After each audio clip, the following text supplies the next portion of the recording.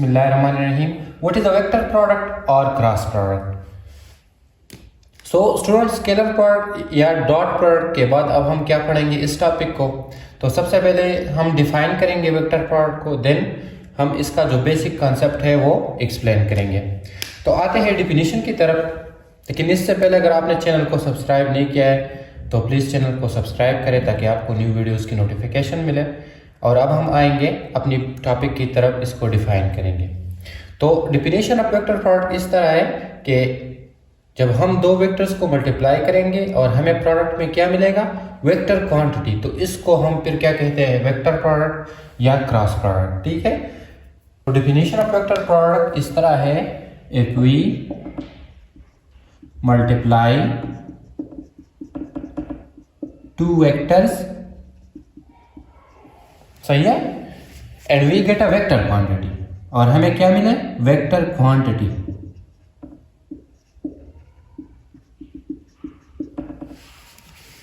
then such product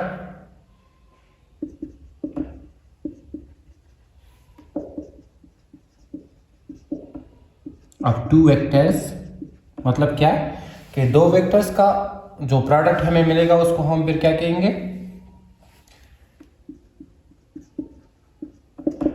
is called vector product or cross product, is called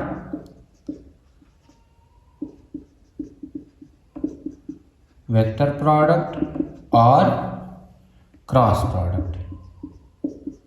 cross product मैं आपको समझा देता हूं, ठीक है।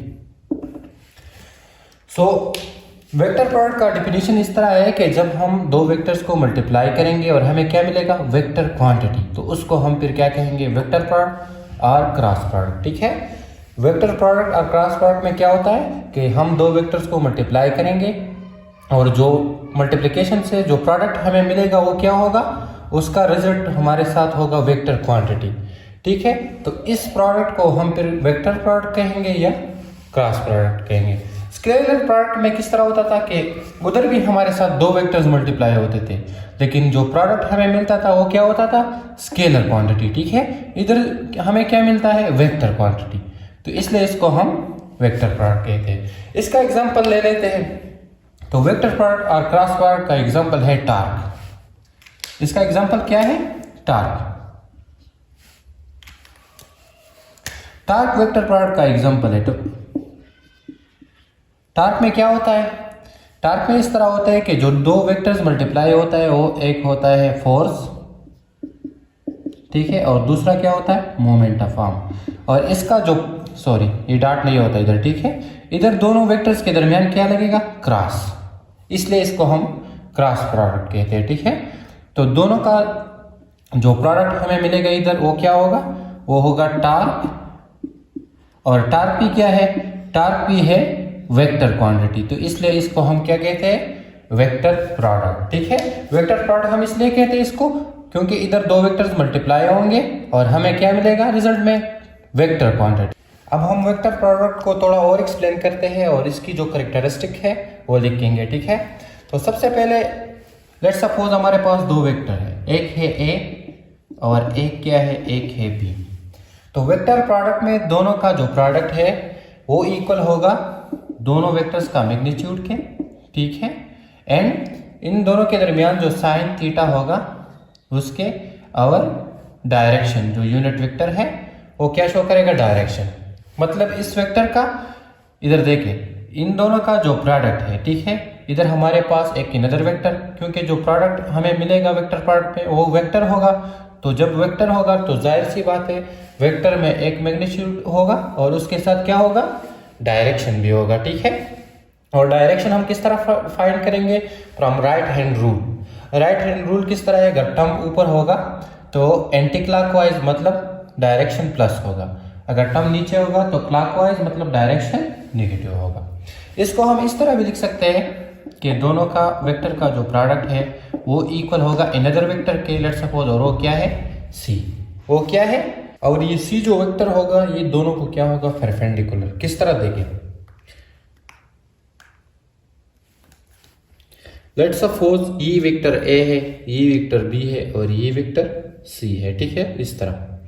तो ये जो सी वेक्टर होगा ये इन दोनों को क्या होगा, परपेंडिकुलर, मतलब इन दोनों के दरमियान भी एंगल 90 होगा और इन दोनों के दरमियान भी एंगल 90 होगा। तो इस तरह ये सी जो वेक्टर होगा ये दोनों को परपेंडिकुलर। इसको ग्राफिकली ड्रा करेंगे तो किस तरह देखें, लेट्स सपोज ये हो गया वेक्टर ए, ये हो जाएगा वेक्टर बी, और इन दोनों का जो प्रोडक्ट है वो इक्वल होगा किसका, वेक्टर सी का। और इसको अगर हम इस तरह ड्रा करें ये हो जाएगा वेक्टर सी।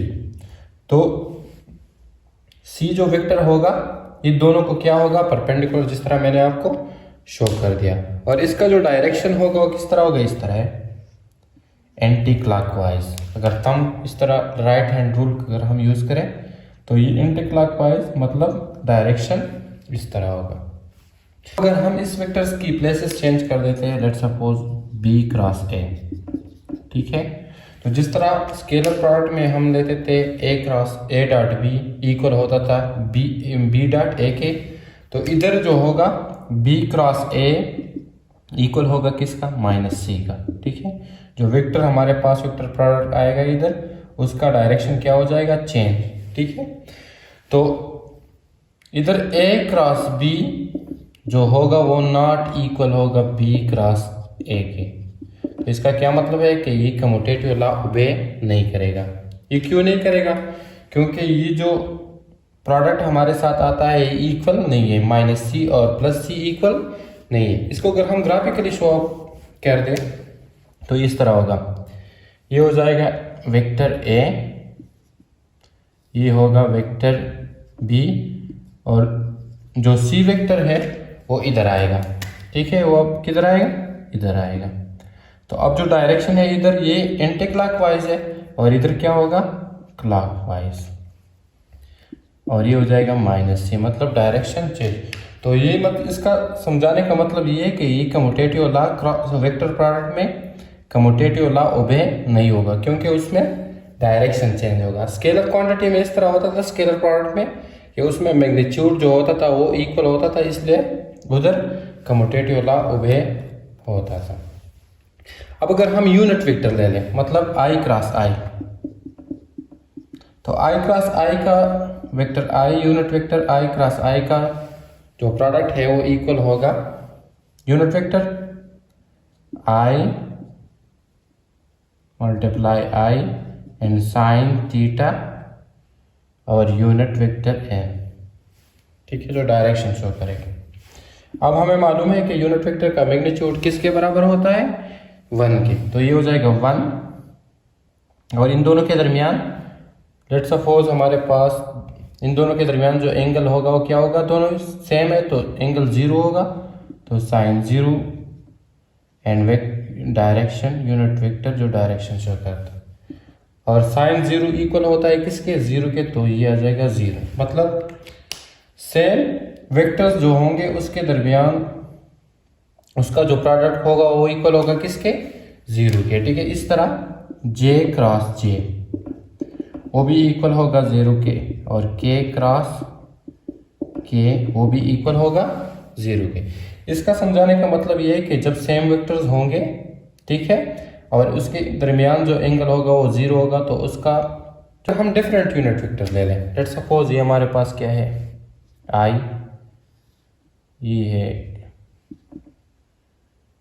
जे, और ये हो गया के, ठीक है। तो मैंने आपको बताया था कि इन दोनों के दरमियान जो एंगल होगा वो 90 के, हर दोनों वेक्टर्स के दरमियान एंगल कितना होगा, 90 के। तो आई क्रॉस जे जो है